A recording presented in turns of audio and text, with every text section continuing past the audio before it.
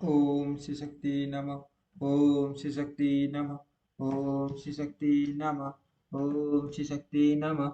उत्तम ब्राह्मण और गायत्री मंत्र की महिमा। भीष्म जी ने पूछा, विप्रवर, मनुष्य को भी देव तत्व, सुख, राज्य, धन, यश, विजय, भोग, आरोग्य, आयु, विद्या, लक्ष्मी, पुत्र, बंधु वर्ग एवं सब प्रकार के मंगल की प्राप्ति कैसे हो सकती है, ये बताने की कृपा कीजिए। पुलस्त्य जी ने कहा, राजन, इस पृथ्वी पर ब्राह्मण सदाई विद्या आदि गुणों से युक्त और श्री संपन्न होता है। तीनों लोकों और प्रत्येक युग में ब्राह्मण देवता नित्य पवित्र माने गए हैं। ब्राह्मण देवताओं का भी देवता है। संसार में उसके समान दूसरा कोई नहीं है। वह साक्षात धर्म की मूर्ति है और इस पृथ्वी पर सबको मोक्ष प्रदान करने वाला ब्राह्मण सब लोगों का गुरु, पूज्य और तीर्थ स्वरूप मनुष्य हैं। ब्रह्मा जी ने उसे सब देवताओं का आश्रय बनाया है। पूर्व काल में नारद जी ने इसी विषय को ब्रह्मा जी से इस प्रकार पूछा था, ब्राह्मण किसकी पूजा करने पर भगवान लक्ष्मीपति प्रसन्न होते हैं? ब्रह्मा जी बोले, जिस पर ब्राह्मण प्रसन्न होते हैं उस पर भगवान श्री विष्णु भी प्रसन्न हो जाते हैं। अर्थ, ब्राह्मण की सेवा करने वाला मनुष्य ब्रह्म परमात्मा को प्राप्त होता है। ब्राह्मण के शरीर में सदा ही श्री विष्णु का निवास है। जो दान, मान और सेवा आदि के द्वारा प्रतिदिन ब्राह्मणों की पूजा करता है, उसके द्वारा मानव शास्त्रीय विधि के अनुसार उत्तम दक्षिणा से युक्त 100 यज्ञों का अनुष्ठान हो जाता है। जिसके घर पर आया हुआ विद्वान ब्राह्मण निराश नहीं लौटता, उसके संपूर्ण पापों का नाश हो जाता है तथा वह अक्षय स्वर्ग को प्राप्त होता है। पवित्र देश काल में सुपात्र ब्राह्मण को जो धन दान दिया जाता है, उसे अक्सर जानना चाहिए। वह जन्म जन्मांतरों में भी फल देता रहता है। ब्राह्मणों की पूजा करने वाला मनुष्य कभी दरिद्र, दुखी और रोगी नहीं होता। जिस घर के आंगन ब्राह्मणों की शरण डोली डोली पड़ने से पवित्र एवं शुद्ध होते रहते हैं, वे पुण्य क्षेत्र के समान है। उन्हें यज्ञ कर्म के लिए श्रेष्ठ माना गया है। भीष्म पूर्व काल में ब्रह्मा जी के मुख से पहले ब्राह्मण का प्रादुर्भाव हुआ, फिर उसी मुख से जगत की सृष्टि और पालन के हेतु हेतु हेतुभूत वेद प्रकट हुए। अर्थ, विधाता ने समस्त लोगों की पूजा ग्रहण करने के लिए और समस्त यज्ञों के अनुष्ठान के लिए ब्राह्मण के ही मुख में वेदों को समर्पित किया है। पितर यज्ञ, श्राद्ध, तर्पण, विवाह, अग्निहोत्र, शांति कर्म तथा सब प्रकार के मांगलिक कार्यों में ब्राह्मण सदा उत्तम माने गए हैं। ब्राह्मण के ही मुख से देवता हव्य का और पितर कव्य का उपभोग करते हैं। ब्राह्मण के बिना दान, होम और बलि सब निष्फल होते हैं। जहाँ ब्राह्मणों को भोजन नहीं दिया जाता, वहाँ असुर, पेट, दैत्य और राक्षस भोजन करते हैं। अथ, दान, होम आदि में ब्राह्मणों को बुलाकर उन्हीं से सब कर्म कराना चाहिए। उत्तम देश काल में और उत्तम पात्रों को दिया हुआ दान लाख गुना अधिक फलदायक होता है। ब्राह्मण को देखकर सदापूर्वक उसको प्रणाम करना चाहिए। उसके आशीर्वाद से मनुष्य की आयु बढ़ती है। वह चिरंजीवी ही होता है। ब्राह्मणों को देखकर उसे प्रणाम न करने से, ब्राह्मण के साथ द्वेष रखने से तथा उसके प्रति अश्रद्धा करने से मनुष्य की आयु क्षीण होती है। उनके धन ऐश्वर्य का नाश होता है तथा परलोक में उनकी दुर्गति होती है। ब्राह्मण का पूजन करने से आयु, यश, विद्या और धन की वृद्धि होती है तथा मनुष्य श्रेष्ठ दशा को प्राप्त होता है। इसमें तनिक भी संदेह नहीं है। जिन घरों में ब्राह्मण के संडोदक्ष की से नहीं होती, वहाँ जहाँ वेद और शास्त्रों की ध्वनि नहीं सुनाई देती, जो यज्ञ, तर्पण और ब्राह्मणों के आशीर्वाद से वंचित रहते हैं, वे शमशान के समान है। नारद जी ने पूछा, पिताजी, कौन ब्राह्मण अतनीय पूजनीय है? ब्राह्मण और गुरु के लक्षण का यथार्थ वर्णन कीजिए। ब्रह्मा जी ने कहा, बस श्रोत्रिय और सदाचारी ब्राह्मण की नित्य पूजा करनी चाहिए। जो उत्तम व्रत का पालन करने वाला और पापों से मुक्त है, वह मनुष्य तीर्थ स्वरूप है। उत्तम श्रोत्रिय कुल में उत्पन्न होकर भी जो वैदिक कर्मों का अनुष्ठान नहीं करता, वह पूजित नहीं होता तथा असत श्रेष्ठ मातृकुल में जन्म लेकर भी जो वेदानुकूल कर्म करता है, वह पूजा के योग्य है। जैसे महर्षि वेद व्यास और स्वयं विश्वामित्र यद्यपि सत्य कुल में उत्पन्न है तथापि अपने सत्य कर्मों के कारण वे मेरे समान है। इसलिए बेटा, आप पृथ्वी के तीर्थ स्वरूप श्रोत्रिय आदि ब्राह्मणों के लक्षण सुनो। इनके इनके सुनने से सब पापों का नाश होता है। ब्राह्मण के बालक को जन्म से ब्राह्मण समझना चाहिए। संस्कारों से उसकी दिव्य संज्ञा होती है तथा विद्या पढ़ने से वह विप्र नाम धारण करता है। इस प्रकार जन्म, संस्कार और विद्या, इन तीनों से युक्त होना श्रोत्रिय का लक्षण है। जो विद्या, मंत्र तथा वेदों से शुद्ध होकर तीर्थ स्नादि के कारण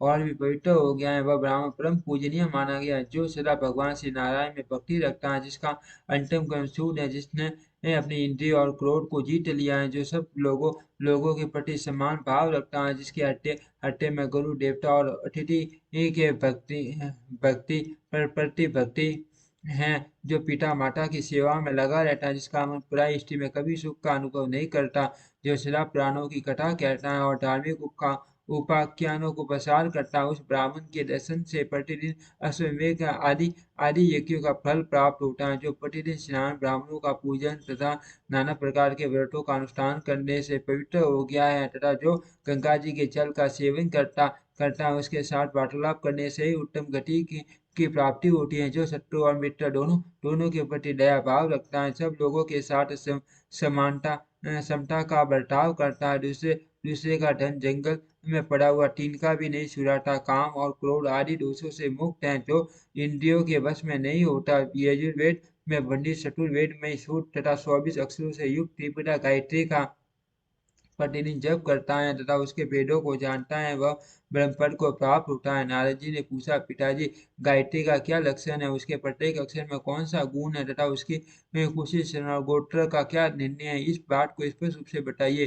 ब्रह्मा जी बोले, बस गायत्री मंत्र का संत गायत्री और देवता सविता निश्चित निश्चित किए गए हैं। गायत्री देवी का वंश शुक्ल मुख अग्नि और ऋषि विश्वामित्र हैं। ब्रह्मा जी उनके मस्तक स्थानीय है, उनकी शिखा रुद्र और धरते श्री विष्णु, उनका उपनयन क्रम में विनियोग होता है।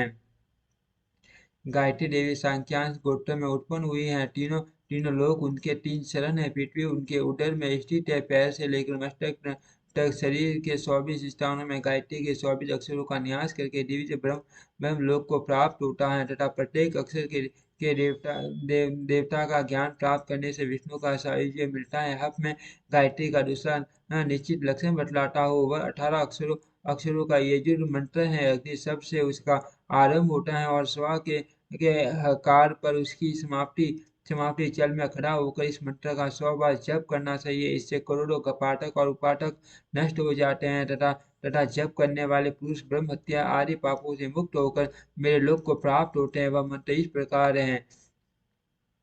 ओम अग्रे अग्रे वाकपूषी यजुर्वेदेन जुष्टा सोमम पिबम स्वा। इस प्रकार विष्णु मंत्र, माहेश्वर माह मंत्र, वेदी मंत्र, सूर्य मंत्र, गणेश मंत्र तथा अन्य देवताओं के मंत्रों का जप करने से भी मनुष्य पाप रहित होकर उत्तम गति प्राप्त पाता है। जिस किसी कुल में उत्पन्न हुआ ब्राह्मण भी यदि जप परायण हो तो वह साक्षात ब्रह्म स्वरूप है। उसका यत्नपूर्वक पूजन करना चाहिए। ऐसे ब्राह्मणों को प्रत्येक पर्व पर विधि पूर्वक दान देना चाहिए।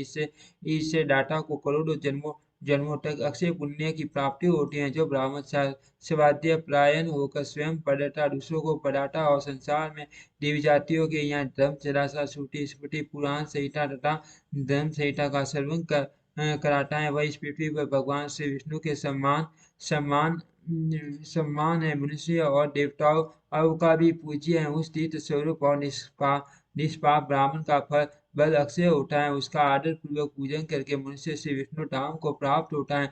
जो द्विज गायत्री के प्रत्येक अक्षर का उसके देवता सहित अपने शरीर में न्यास करके प्रतिदिन प्राणायाम पूर्वक उसका जप करता है, वह करोड़ों जन्मों के किए हुए संपूर्ण पापों से छुटकारा पा जाता है। इतना ही नहीं, वह ब्रह्म पद को प्राप्त होकर प्रकृति से परे हो जाता है। इसीलिए नारद, आप प्राणायाम सहित गायत्री का जप किया करो। नारद जी ने पूछा, ब्राह्मण, प्राणायाम का क्या स्वरूप है? गायत्री के प्रत्येक अक्षर के देवता कौन कौन है तथा शरीर के किन किन अवयव में उनका न्यास किया जाता है तथा इन सभी बातों का क्रमश वर्णन कीजिए। ब्रह्मा जी बोले, प्रत्येक देहधारी दारी के गुड़ा देश में अपना अपार और हृदय में प्राण रहता है। इसीलिए गुड़ा को संकुचित करके पूर्व क्रियाओं के द्वारा अपमान वायु को प्राण वायु के साथ संयुक्त कर, इधर पसार वायु को रोक कर कुमकुम करे और उसके बाद रेचक की क्रिया द्वारा वायु को बाहर निकाले। पूरे कार्य प्रत्येक क्रिया के साथ 3 बार प्राणायाम मंत्र का जप करना चाहिए। जो 3 प्राणायाम करके गायत्री का जप करना उचित है। इस प्रकार जो जप करता है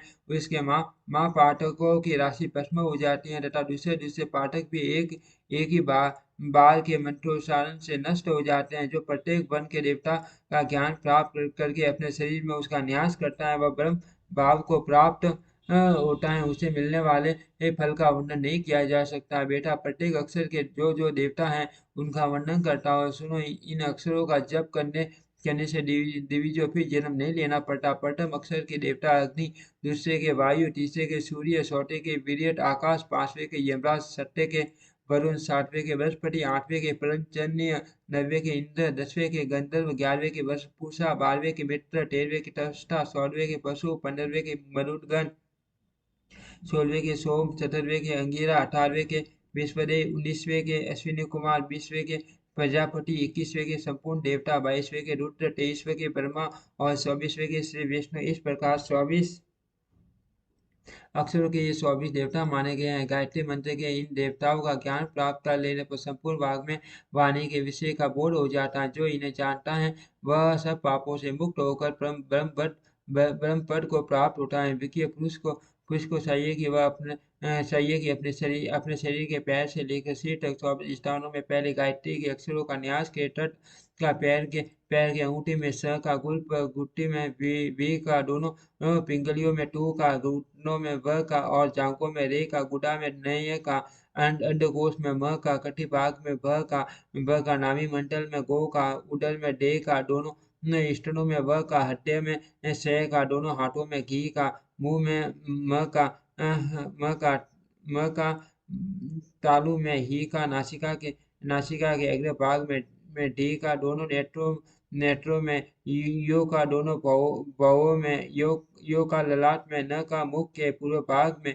प्र का, दक्षिण भाग में शो का, पश्चिम भाग में और ड का मुख के उत्तर भाग में न्यास करे। फिर याद का मस्तक में न्यास करके सर्वव्यापी स्वरूप से स्थित हो जाए। धर्मात्मा पुरुष इन अक्षरों का न्यास करके ब्रह्मा, विष्णु और शिव का स्वरूप हो जाता है। वह महायोगी और महाज्ञानी होकर परम शांति को प्राप्त होता है। नारद अब संध्या काल के लिए एक और न्यास बतलाता हूँ, उसका भी यथार्थ वर्णन सुनो।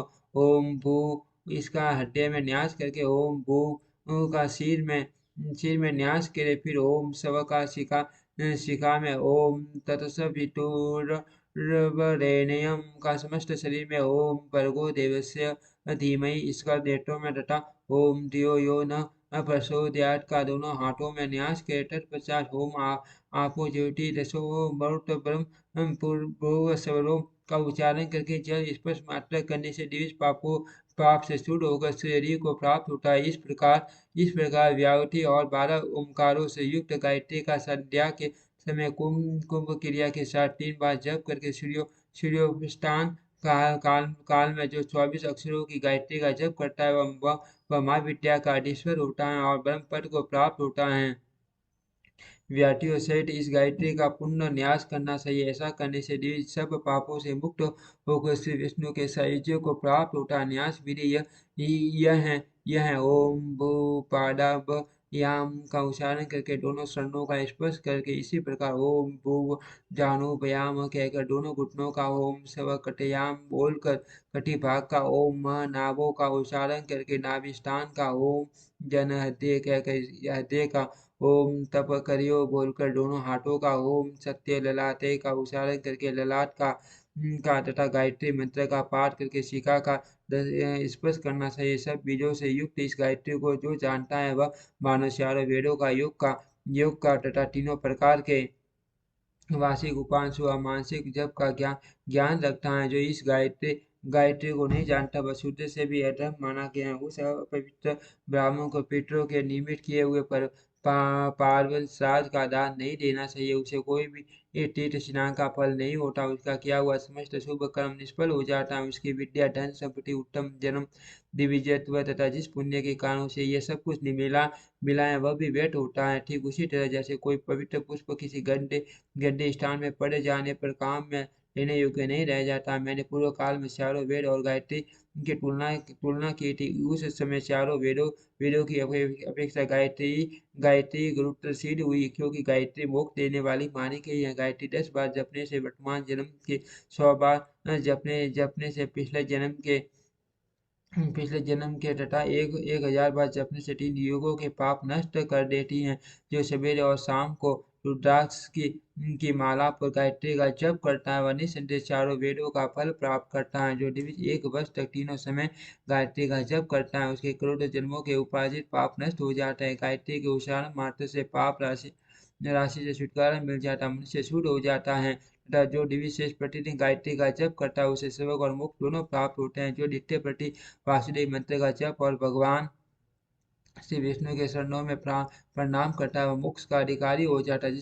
जिसके मुख में भगवान वासुदेव के स्रोत और उनकी उत्तम कथा रहती हैं उसके शरीर में पाप का लेश मात्र भी नहीं रहता। वेद शास्त्रों का अवगाहन करने उनके विचार में संलग्न रहने से गंगा स्नान के समान फल होता है। लोक में धार्मिक ग्रंथों का पाठ करने वाले मनुष्य को करोड़ों यज्ञों का फल मिलता है। नारद मुनि में ब्राह्मणों के गुणों का पूरा वर्णन करने की शक्ति नहीं है। ब्राह्मण के सिवा दूसरा कौन देहधारी जो विश्वरूप हो। ब्राह्मण से हरि का मूर्तिमान विग्रह है। उसके शाप से विनाश होता है और वरदान से आयु विद्या यश धन तथा सब प्रकार की संपत्तियां प्राप्त होती है। ब्राह्मण के ही प्रसाद से भगवान श्री विष्णु सदा ब्राह्मण कहलाते हैं। जो ब्राह्मणों के प्रति अनुराग रखने वाला देव है। गौ और ब्राह्मणों के हितकारी है तथा संसार तथा संसार की भलाई करने वाले हैं। उन गोविंद श्री कृष्ण को बारंबार नमस्कार है। जो सदा इस मंत्र से श्री हरि का पूजन करता है उसके ऊपर भगवान प्रसन्न होते हैं तथा वह श्री विष्णु का सायुज्य प्राप्त करता है। जो इस धर्म स्वरूप पवित्र आख्यान का श्रवण करता है उसके जन्मांतरों के किए हुए पाप नष्ट हो जाते हैं। जो इसे पढ़ाता तथा दूसरे लोगों को उपदेश करता है उसे पुण्य इस संसार में नहीं आना पड़ता। वह इस लोक में धन धान्य राजोषिक भोग आरोग्य उत्तम पुत्र तथा शुभ कीर्ति प्राप्त करता है। ओम श्री शक्ति नमः। ओम श्री शक्ति नमः। ओम श्री शक्ति